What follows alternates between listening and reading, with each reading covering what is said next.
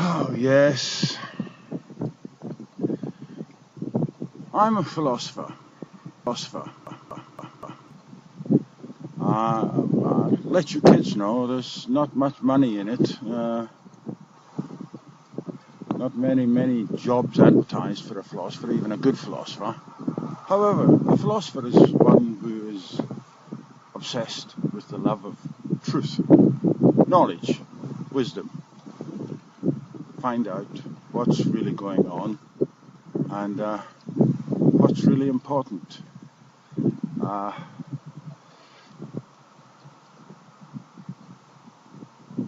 For example, what's the purpose of life? Is there any reason for it? When I was young, we were taught that it was all part of some great plan on God's part. God, this great daddy in the sky, made us all. He fashioned each tiny feather, each little leaf, each little hair was made by God deliberately. And it's some huge, vast plan that we should emerge slowly but surely from ignorance into knowledge, into love, compassion, understanding, cooperation, and all the pleasure that that might provide for us all. Yes, but then they told me very quickly after that my purpose was to get a job. I was to find a place for myself in this great rat race and compete and jostle with others to be the most productive, to seize the most property, to make the most money, to acquire the most comfort and material possessions and property. I question that. The purpose of life is not to get a job. The only purpose for having a job really is to provide one with the wherewithal to extend one's life. One should have some other purpose than having a job. One may choose to explore some specialized area of human activity and become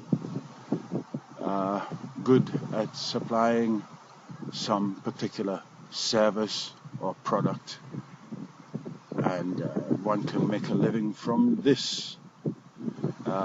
If it's a well-selected area of activity or production, then one will be rewarded with satisfaction, job satisfaction. For example, early on in life I decided I would like to be a writer. I was so astounded by how much pleasure was brought to me by writers, particularly writers who were dead and long gone before I was born. And I could read their words, re-experience what they had in their minds at the time of writing. I thought this was fascinating. Of course, I was a child in the days when the only form of entertainment in the home was a radio. We used to call these wireless radios, which is funny because they were all connected to the mains electricity supply with wires. Very poor reception on these radios. You know, the sound used to come and go, and tuning into a particular station could be quite a job. You could miss half of the broadcast, or the sound could contain a considerable amount of interference. Nevertheless, that was exciting. We were communicating over vast distances. I could hear people in Russia, in Zagreb, wherever that is, Oslo, or Reykjavik. I could hear people in these foreign countries gabbling on in their funny way. I found it tremendously exciting. Of course, that was what led to the explosion of rock music, pop music. People my age, all over the world, could be listening to the same recording music at the same time, and feeling that we were part of some huge, global, exciting activity. When I was 11, my dad finally broke down his resistance to having a television. He used to call it the square-eyed monster.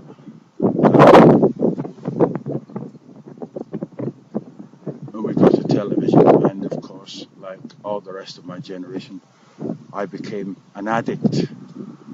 That was very exciting in the early days, in the 1960s, because there were only 2 television channels in this country, so that almost everyone in the country was watching the same thing at the same time. I remember how astounding it was that when President John F. Kennedy was shot away in Dallas, I could see this event within an hour of it happening. That is, on our television set, we could see John F. Kennedy smiling and waving, and then slumping forward in his seat as his blood spurted all over his beautiful wife. Many historical events in the 1960s were experienced live by millions, and the television came to be a political tool. It was realized that anyone who could take over control of a live transmission could communicate directly to the masses without censorship by government or other influences. The notable case that comes to mind is when the yippies, the United States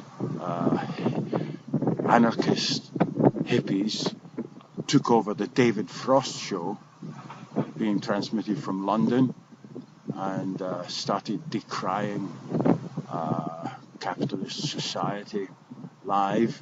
Well, actually, I remember Jimi Hendrix took over the Lulu show. He was asked to play his wonderful hit, Hey Joe, and he did so with gusto. Jimmy was a performer who actually came over better live than on record. But after he finished Hey Joe, he swung straight into God Save the Queen through his mega distortion maximum volume speakers, and that made us chuckle.